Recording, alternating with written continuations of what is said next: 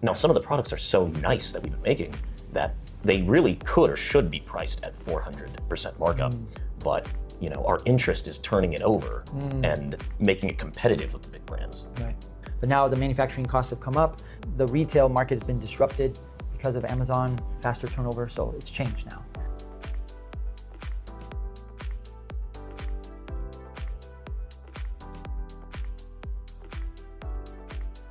Well, my name is Mike, and I run Kilo NYC and Kilo Tactical, which is sort of its tactical-inspired subdivision. You said something interesting, in your history of margins breakdown. I mean, 500-600% markup. I don't think I've ever achieved that on any apparel. I didn't even consider that was standard at Anyway. When we first started selling, we were mostly wholesale.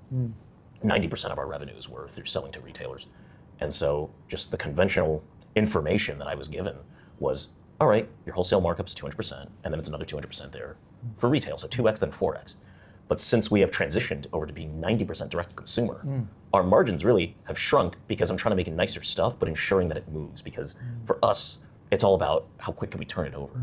And if we can sell out of something within an hour, within a day, we're very happy. And that's our standard operating procedure. Is trying to get through it. Trying to get through it within 24 to 48 hours, and sometimes it's even done in 10-20 minutes where it's over and it's done. Now at that, I can live with 240, 250% markup between cost to retail. I mean, there's barely a wholesale margin built in, but what wholesale accomplishes at that stage is just liquidation of whatever's extra. It gets it out the door, and we've made our money back at least. Now, some of the products are so nice that we've been making that they really could or should be priced at 400% markup, but our interest is turning it over and making it competitive with the big brands. Right.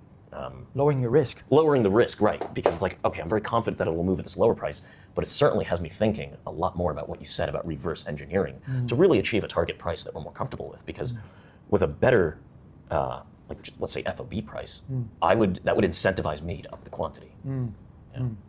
Well, yeah, like the 600% scenario is more for like women's apparel. Simple garment that made like say 20,000 pieces for a nice blouse with just a nice fabric for like $3, but then the bill of materials isn't too lengthy on the piece.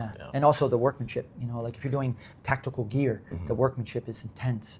But for like a simple blouse with just a nice chiffon fabric or viscose fabric with a little tassel and makes the girls look cute and beautiful, it costs $3 to make, and then they sell it for $45. That's where you get your 600% markups. But those are back in the days before Amazon, and back in the days of JCPenney, Sears, Dillard's, Macy's, and back when manufacturing costs in China were at their best in terms of being low.